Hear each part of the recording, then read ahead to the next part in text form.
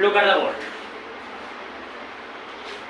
तो एक्सरसाइज 1.3 को स्टार्ट करने से पहले इसका कुछ इम्पोर्टेंट टॉपिक है, जैसे कि उपसमुच्चय का मतलब क्या, सबसेट का मतलब क्या, सबसेट किसको कहा जाता है। तो हम सबसे पहले एग्जाम्पल पर ध्यान देंगे कि जैसे कि हमारे पास में एग्जाम्पल है, यदि ए समुच्चय 1 2 3 और बी का जो समुच्चय है वह 1 2 3 4 5। क्योंकि हम देख रहे हैं यहाँ पर कि एक जो है वह ए के पास है, तो एक बी के पास में भी है। अगर 2 ए में है तो 2 बी में भी है।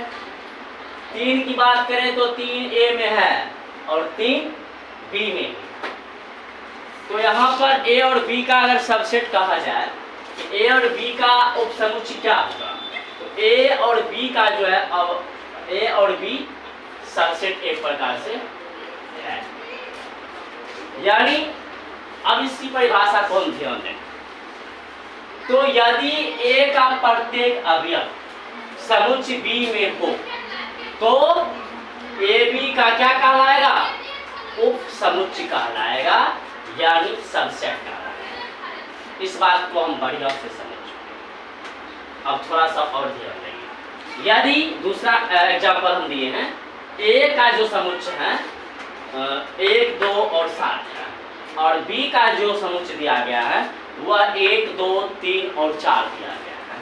तो यहाँ पर हम क्या है कि 7, इसकी अगर बात करें तो 7 जो है हमारे पास ए में है, तो क्या बी के पास में 7 है, नहीं, तो बी के पास में 7 नहीं है, तो क्या यह ए और बी का सबसेट कहलाएगा, कहलाएगा नहीं कहलाएगा। तो देखिए कुछ और एग्जांपल्स हमारे पास में, यदि ए और बी का सबसेट हमको पता करना हो तो इसके लिए सबसे आसान तरीका है, सबसे आसान पॉइंट है, ए और बी का उचित उपसमुच्चय कहलाता है।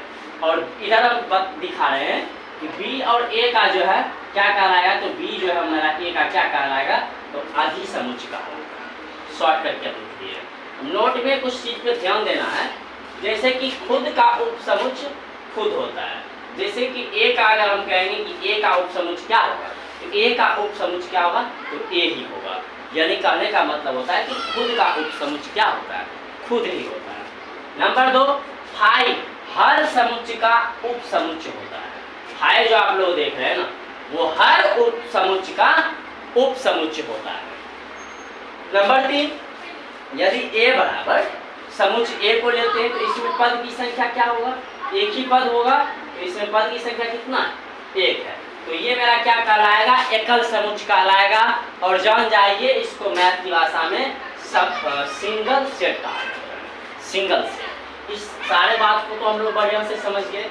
अब यदि हमको एक चीज और समझना है कि घात समुच्चय किसको कहा जाएगा, यानी पावर सेट किसको कहा जाएगा, अंग्रेजी में इसको पावर सेट। तो सूत्र होता है इसके लिए 2 पर पावर n।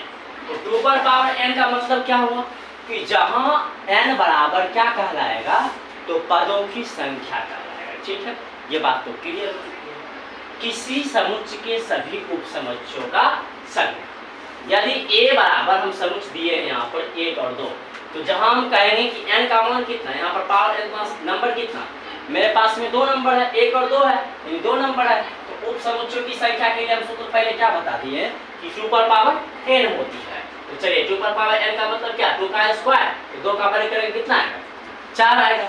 अब उपसमुच्चय में जैसे कि फाई आ गया, तो इसका हम बताएं, कुछ एग्जांपल दिए हैं कि 1 और 2 को अगर हम लेते हैं तो हम हर हमेशा बता रहे हैं, इससे पहले भी बताया है कि खुद का उपसमुच्चय क्या होता है, खुद का उपसमुच्चय क्या होता है, खुद होता है। तो 1 और 2 को लिए, 1 का उपसमुच्चय क्या होगा, 1 ही होगा, 2 का उपसमुच्चय क्या होगा, 2 ही होगा, यानी खुद का उपसमुच्चय खुद होता है। नोट करके हम दिखा रहे हैं कि 1 और 2, इसका 1 और 2 का कुछ 1 का क्या मिलेगा, 1 का मेरे पास में क्या मिलेगा, पावर सेट, तो 1 ही मिलेगा, 2 का पावर सेट क्या मिलेगा, तो 2 ही मिलेगा। अब पावर सेट में जैसे कि फाई को हम लिए हैं, तो इसमें हम लेंगे 1 और 2, 1 और 2 को हम एक जगह रखेंगे उपसमुच्चय में, तो इसको एक बार लिख लेंगे 1 और फिर इसको क्या लिखेंगे अलग करके 2। तो आशा करते हैं इस सारे टॉपिक को आप लोग समझ चुके होंगे। कुछ और हमारे पास में जैसे कि सार्वत्रिक समुच्चय हो जाएगा, उसके बाद क्या एक और होता है अंतराल होता है, तो इसको समझ लेना जरूरी है, उसके बाद हम चैप्टर की शुरुआत। ठीक है, तो best of luck, very very thanks.